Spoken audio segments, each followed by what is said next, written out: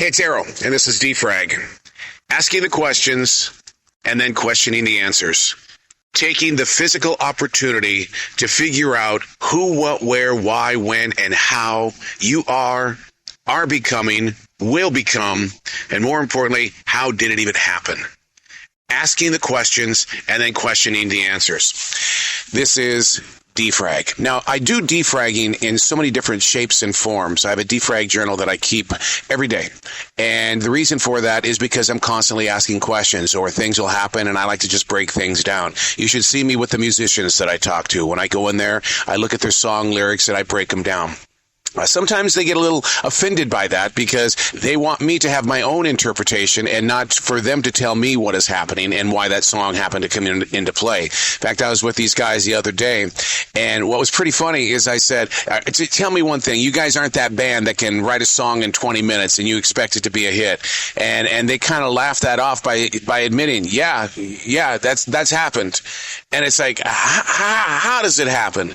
And so I ask questions, and then I question their answers. That's what defragging is all about. So I keep a defrag journal, a handwritten journal, and I do go back and study it.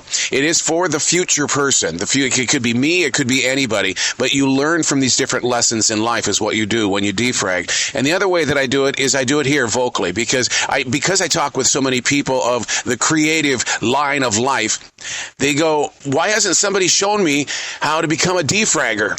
And that's what this was about. I kept asking myself as the writer, why are you keeping this to yourself? What's wrong with you? And so I had to figure out ways that we could have conversations. The majority of the time when we defrag here, I'm usually out on what's called a transition walk. We all go through transitions throughout our day, from who we are in the morning to where we are when we have to go to work and blah, blah, blah. But we go through transitions. But one of the things that we have never been trained to do is to study the transitions, is to learn from the transitions, because you're transitioning, you're being given energy from the universe, and you're becoming something, and you've got to learn how to speak with it, or basically just listen to it. And so that's what the transition walk is all about. But I don't get one of those today. The reason why is because of the multiple layers of things that are expected of me. I am traveling to another city right now to do a movie premiere, and by the time this gets on the air, the movie's already going to be out. So I'm going to Ant-Man. I can talk about that because you're not going to hear this until 4 or 5 weeks after it's been recorded. But that means getting there really super early. And before that, before the premiere, I'm going to be sitting down with Scott Baio. Do you remember Scott Baio? Yeah. I'm going to be talking with him. And the subject today is animal rescue.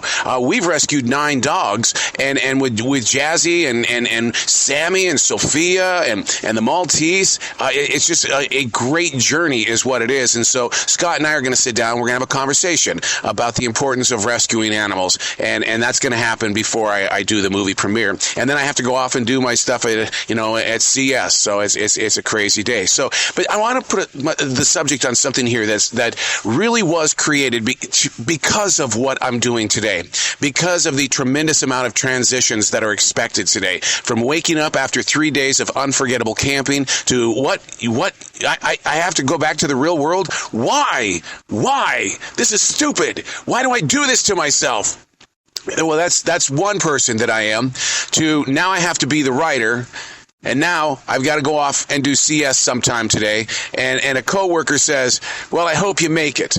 And I said, all I was doing was sending you a text message to let you know that I'm going to be coming in there, and it might be a couple minutes late because I'm in a different town, but I'm still going to be there. Well, I hope you make it. He gave me attitude. I don't like that. I don't like that at all. That to me is a wall. So the way that I handled that by defragging was I actually put this inside my heart.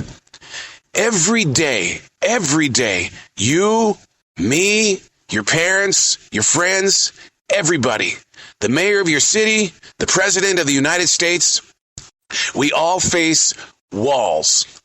We also face windows. And there are doors. My question to you is, as we defrag this, remember, ask the questions, question the answers. Where do you find the most solitude? Being next to the wall, standing in the window, or going out that door? It's a tough place to hang because there's a lot of expectations waiting for you outside that door. But at the same time, when you're standing in front of that window, oh yeah, you're expecting things out there to come to you. And by God, you better see them before they hit you. As for the wall, the great mystery, man, the great mystery. You don't know what's on the other side of that wall, and sometimes it just consumes every thought that you're trying to build. But the thing is, though, is that's where I find my biggest comfort, because I don't have to worry. I know that I'm in front of this wall, and this wall was built to protect me, but what am I going to do? Sit here all day and do nothing? No, I've got to get to the rays of light that are coming through the window. What are you going to do with the rays of light? You see what I mean? You start breaking things down and you start realizing that, okay, there are so many different levels of transition, but how am I going to participate with any of them if we're growing forward? That's the whole idea, is that I spend so much time with people who do nothing but live in a past that has been written and rewritten over and over again. And it's like, when do you participate with what's going on in your right now? Well, I don't know how to do that. That's tough. That's like somebody who has lost a tremendous amount of weight. They're looking good. They're feeling good. They're very active. And then it comes back. And you ask them, are you going to lose it again? No, it was too hard. Well, you know what? So is life. And so are the walls, the windows, and the doors. Now, you might ask, why didn't you pick the door and go out the door? Well, there's a reason why. You think that being behind that wall is the great mystery.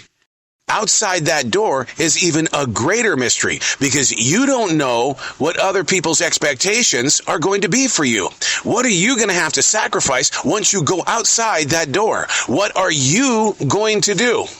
Now, I like to outreach. I like to go out and I like to share things to help people grow forward, to discover new things about themselves and about, just basically just becoming a better leader in a place of business and or even as a future broadcaster. I like that. But then what happens is that when you share and you share too much, those takers are sucking the life right out of you. And you're going, okay, I got to breathe. And then you have another taker and then another taker and another taker. And you're going, I really can't breathe. How am I going to do this? So you do everything you can to get back through that door so you can hide behind that wall. And while you're panting and you're trying to get your blood pressure under control, then you're going, I ain't going out there anymore. But you have to, because you're an outreacher. You're a sharer. And so that's when you break things down with your defrag. And you do. You don't have to say, hey, God, what's the problem? You can say, I was out there in the universe and something bit me. I don't know what was out there in that universe that bit me, but it bit me hard. And so you find yourself in a place of asking those questions, and you break it down and you listen to it. And as you're listening to it, you learn. It may not be a thing that happens like in the right now, but that answer is on its way. I'm going to give you a good example, and this might push some people away. For 2 weeks, I was having unbelievable challenges inside my studio. It wasn't working. Modern day technology was not communicating with my studio equipment. And for 2 weeks, I thought I could fix it. I thought, I've got this. I know, I'll try this. I know, I'll call a friend. That friend will give me an idea. I'll fix it. Didn't work for 2 weeks. And then finally, in my defrag journal, I literally said, I have to give this to God. And it's there. The handwriting is right there. And it was done so at about 11 o'clock at night. I have to give this to God. Well, here's the thing. At 5:25 or so the next morning, I opened my eyes while dreaming because I said something. Phone adapter. I never even thought about a phone adapter.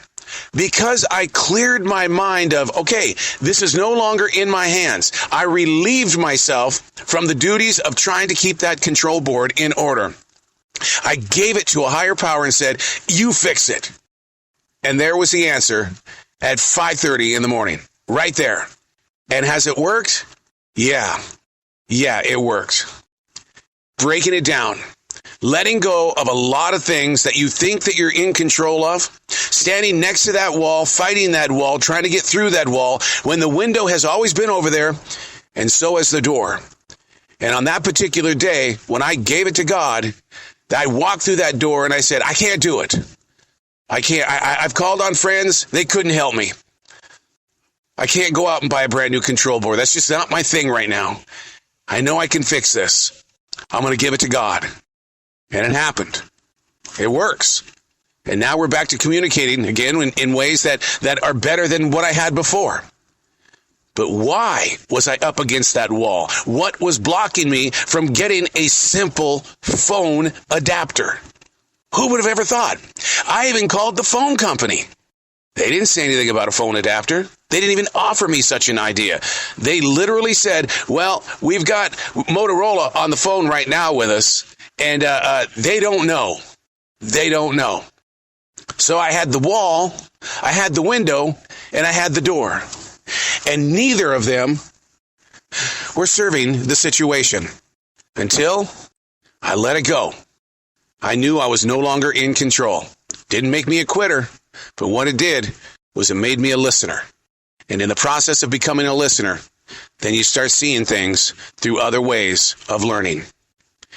Question the answers. Question everything that you do. It is not being a harsh parent. You're not being evil against yourself. What you're doing is you're growing with yourself. I'm Arrow, and that's Frag.